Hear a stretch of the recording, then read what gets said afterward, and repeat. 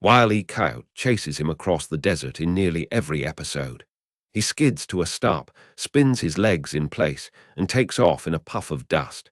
He says meep meep and vanishes down the highway, and the coyote never, ever catches him. Everyone knows the Roadrunner from Looney Tunes, but almost nothing about him is real. Real Roadrunners look different, act different, eat different things, and even have a completely different relationship with coyotes than the one you grew up watching on Saturday mornings. Let's find out how much of the cartoon actually holds up, one question at a time, starting with the most obvious one. Fact number 1. Running the road. Kind of, yes. Real roadrunners spend most of their time on the ground, and they really do use roads, dry stream beds, and worn-down paths to get around. But they're not doing it for fun, and they're definitely not doing it for exercise. They're patrolling. A roadrunner claims and defends a large territory, and running those paths day after day is how it hunts and how it keeps other roadrunners out. While it moves, it will flash the white spots on its wings to startle insects and lizards out of hiding, then dash in for the catch. So the cartoon isn't wrong here. It's just missing the reason why. He's not sprinting down the highway for kicks.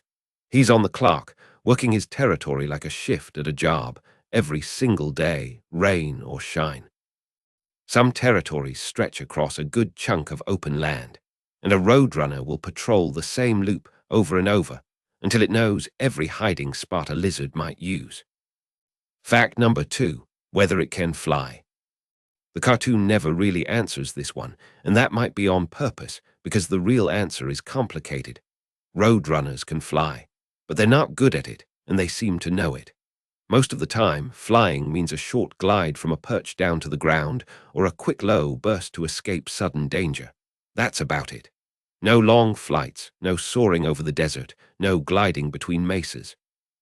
A roadrunner would much rather run than fly, and when it does take to the air, it doesn't go far and it doesn't stay up long before landing again.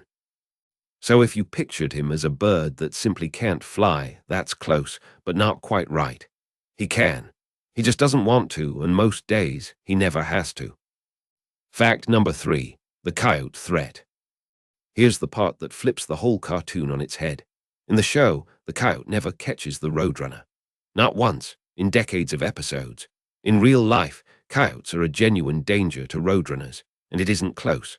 A coyote can run up to 43 miles an hour. A roadrunner tops out somewhere around 15 to 20 miles an hour, with maybe a faster burst if it's chasing prey of its own. Do the math, and a coyote is more than twice as fast. If a real coyote wanted a real roadrunner badly enough, the odds are stacked against the bird, not the dog. The cartoon's entire premise, in other words, is a complete fantasy, and a fairly kind one to the bird. In the real desert, a coyote sighting is a genuine reason for a roadrunner to bolt for cover instead of standing around waiting for the next gag. Fact number 4, what it eats. Anvils and dynamite from a mail-order catalog, right? Not quite. Real roadrunners eat whatever they can catch, and the list is long. Insects, lizards, mice, small birds, scorpions, even tarantulas and centipedes. They'll take down a rattlesnake, though that's dangerous work that sometimes takes teamwork from a second roadrunner working together to wear the snake down before finishing it off. When food runs low, they'll switch to fruit and seeds to get by. They've even been seen jumping straight up off the ground to snatch a hummingbird right out of the air, which is an impressive move for a bird that spends most of its life running instead of flying. This is not a picky eater. This is a bird that treats the desert like an all-you-can-eat buffet, venom included. If it moves and it fits in a roadrunner's bill, there's a decent chance it's already on the menu. Fact number 5, the desert habitat. The cartoon's desert is a mashup of jagged rock towers, dry canyons, and endless dust, and that vibe isn't far off. Real roadrunners live across the deserts, dry grasslands, and scrubland of the American Southwest and northern Mexico, in states like Texas, Oklahoma, New Mexico, Arizona, and Southern California. It's not literally the Badlands of South Dakota, and it's not one single famous landmark, but the rugged, sun-baked, cactus-dotted terrain the cartoon keeps recycling is a pretty fair sketch of the real habitat. This is one place where Looney Tunes basically got it right, even if the geography is a little bit made up and borrowed from all over the map.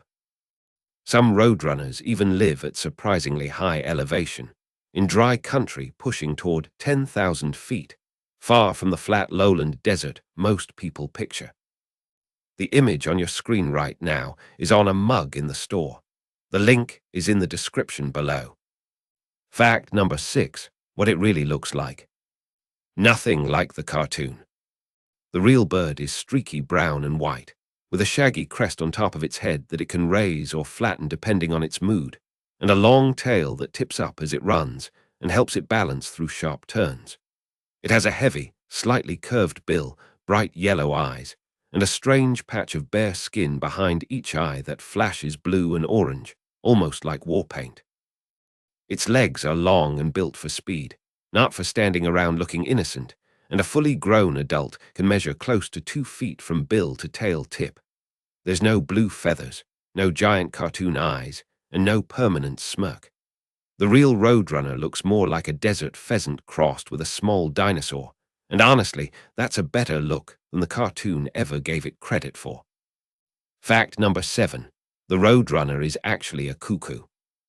This one surprises a lot of people. The Roadrunner isn't its own strange category of bird. It's the largest member of the cuckoo family in North America, related to the same group of birds known for laying eggs in other species' nests and letting a stranger raise the chick.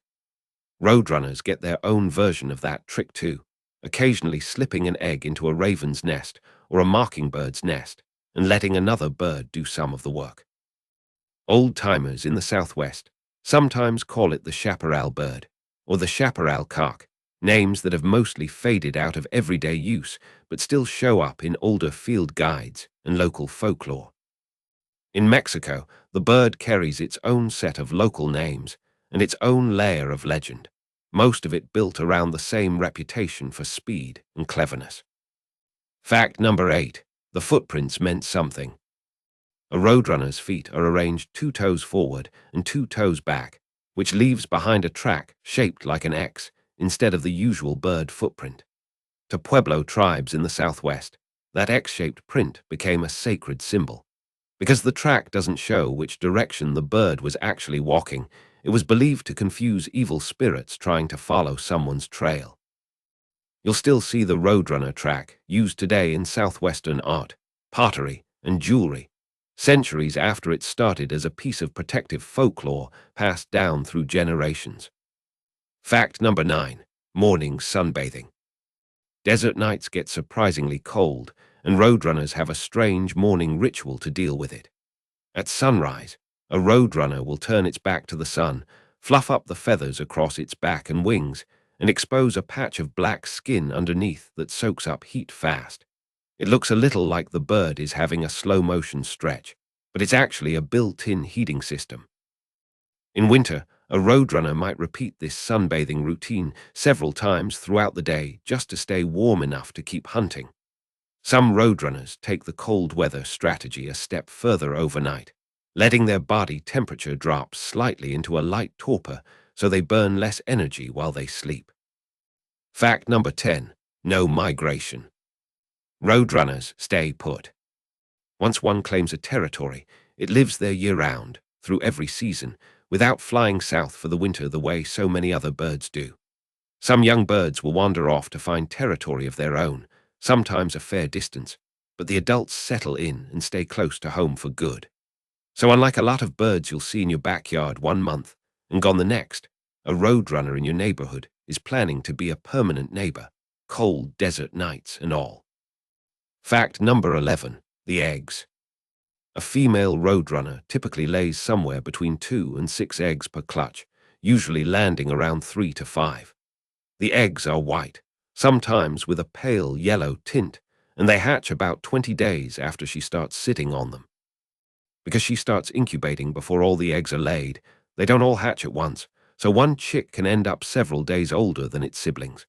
The nest itself is a sturdy platform built out of sticks, lined with grass, feathers, and for reasons no one fully understands, snakeskin, and dried animal droppings. Nature's decorating choices don't always make sense. Fact number 12. Two parents on duty. This part never comes up in the cartoon, but it's one of the more impressive real facts. Both the male and the female Roadrunner take turns sitting on the eggs, and the male usually covers the night shift so the female can rest and recover her strength. Once the eggs hatch, both parents feed the chicks side by side.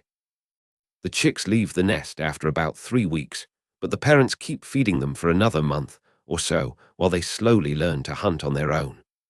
Raising a Roadrunner family is a two-bird job from the very first egg to the last fed chick, and neither parent seems to get much of a break along the way. Fact number 13. The real sound. One last myth to clear up. The sound everyone associates with the Roadrunner, that high-pitched meep meep, isn't real. It was invented for the cartoon and never came from an actual bird.